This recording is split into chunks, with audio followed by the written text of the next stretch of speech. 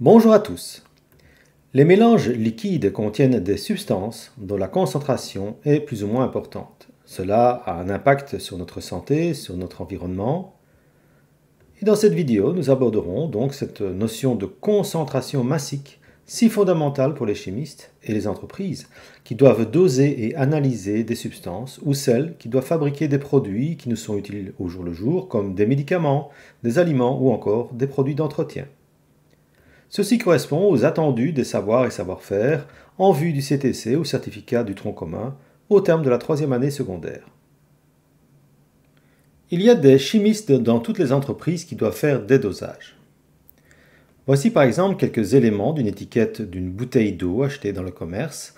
Vous y voyez différents éléments et notamment des métaux comme le magnésium ou même le calcium. L'analyse qui a été faite servait à quantifier chaque élément dissous dans l'eau pour vérifier entre autres si cette eau est bonne pour la santé. La mesure s'est faite en milligrammes par litre et pour le calcium on voit que cela fait 203 mg par litre. Le chimiste a dosé et calculé ce que l'on appelle une concentration massique. La concentration massique est la masse de soluté dissoute dans un litre de solution. Bien, si je prends cette eau en bouteille, c'est bien le calcium qui représente le soluté qui est dissous dans de l'eau, que l'on qualifierait de pure, même s'il y a d'autres sels, et cette eau pure est le solvant, et l'eau dans sa totalité est bien ce que l'on appelle la solution. La solution est bien l'ensemble du solvant qui est liquide et du soluté, parfois solide, mais parfois aussi liquide ou gazeux. La concentration massique, dont le symbole est gamma, une lettre grecque, se calcule en faisant le rapport entre la masse du soluté, mesurée en grammes, et le volume de la solution, mesuré en litres. Si j'utilise les symboles des grandeurs, voilà ce que cela donne. Gamma est égal à m sur v. Et puis, si je veux faire un peu de mathématiques, car la chimie c'est aussi des mathématiques, je peux également trouver les formules dérivées qui sont celle-ci, si je veux calculer la masse d'un soluté à partir de la concentration massique de la solution et du volume de la solution, ou celle-ci, si je veux calculer le volume de la solution à partir de la masse du soluté et de la concentration massique de la solution.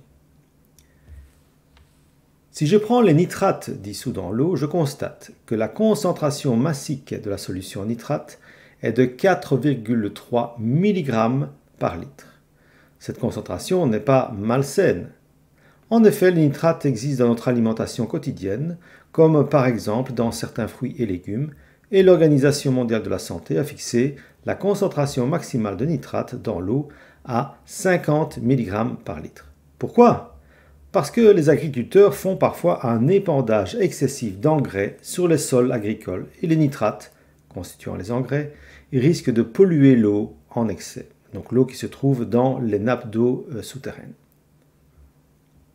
Les pharmaciens utilisent quotidiennement le principe de la concentration massique.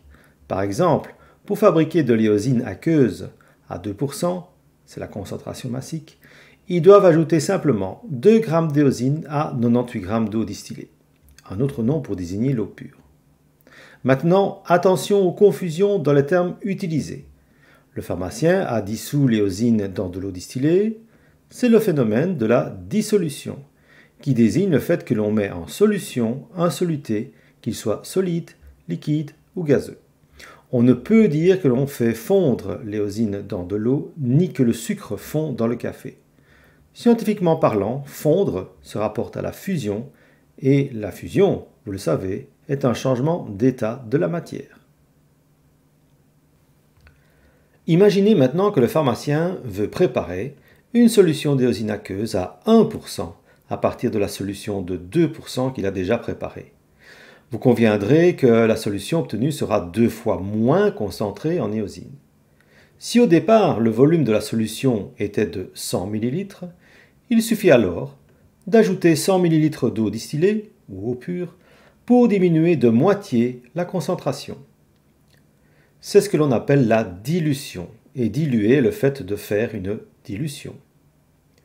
La dilution, qui n'a rien à voir avec la dissolution, à ne pas confondre, c'est le fait d'ajouter un liquide à une solution pour en diminuer la concentration.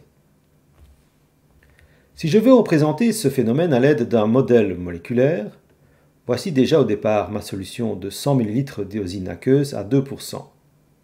Petite parenthèse, quand on dit solution d'éosine aqueuse, le mot aqueuse veut dire que le solvant est de l'eau.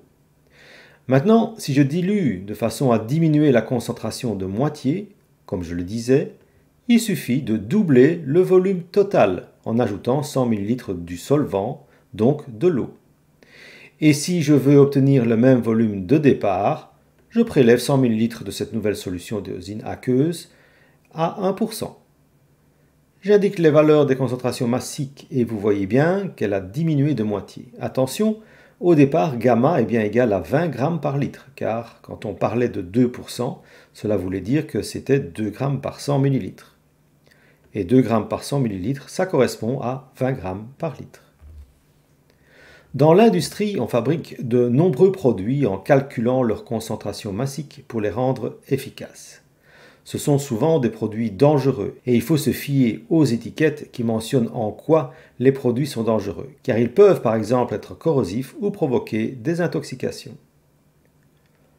Voici par exemple ce que l'on appelle communément la soude caustique, qui est en fait de l'hydroxyde de sodium, dont la formule chimique est NaOH. Ici, la solution est dosée à 40 grammes par litre pour la rendre efficace pour déboucher les canalisations. Autre exemple, l'acide chlorhydrique, dont le nom scientifique est plutôt le chlorure d'hydrogène, que l'on peut par exemple appliquer pour nettoyer le ciment sur le carrelage. Comme son nom l'indique, c'est un acide, donc très dangereux pour les brûlures par exemple. Beaucoup moins dangereux notre sel quotidien que l'on recueille par exemple dans des marais salants après évaporation de l'eau de mer. Sa formule est NaCl et son nom le chlorure de sodium.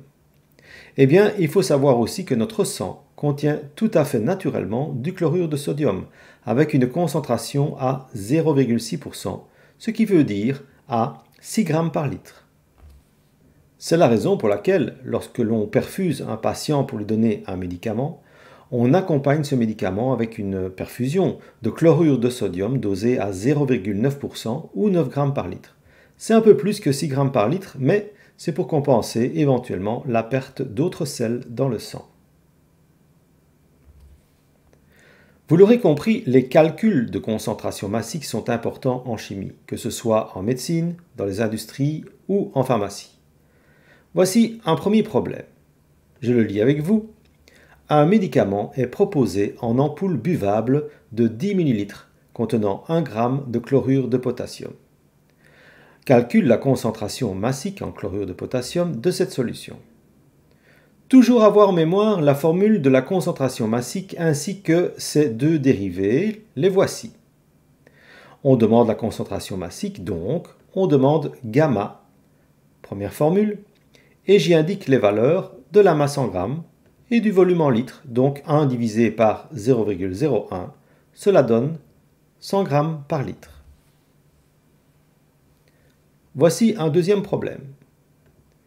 Les apports journaliers recommandés en vitamine C sont de l'ordre de 80 mg par jour. Sachant que la concentration massique en vitamine C d'un jus d'orange est de 0,5 g par litre, quel volume de jus d'orange faudrait-il consommer par jour? On demande donc le volume de jus d'orange. On engage donc la troisième formule et on remplace les valeurs en utilisant les bonnes unités. Voici, et on obtient un volume de 0,16 litres de jus d'orange.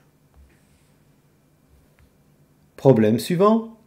Une solution aqueuse, salée, est saturée en sel lorsque sa concentration massique est de l'ordre de 360 g par litre à 20 degrés Celsius.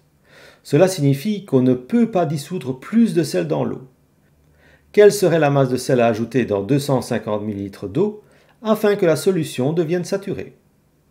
On recherche donc la masse. Pour l'obtenir, on doit multiplier la concentration massique par le volume, voici, et nous obtenons la valeur de 90 grammes. Ce graphique tente de montrer que, quand une solution est plus ou moins concentrée, les propriétés physiques ne sont pas toujours les mêmes. En effet, l'eau pure atteint sa température d'ébullition à 100 degrés Celsius, on le sait.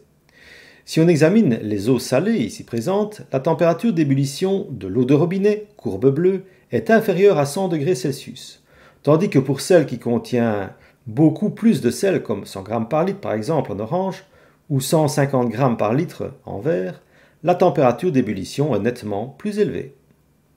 Ceci veut dire que les propriétés des solutions peuvent changer lorsque la concentration en soluté est plus ou moins importante.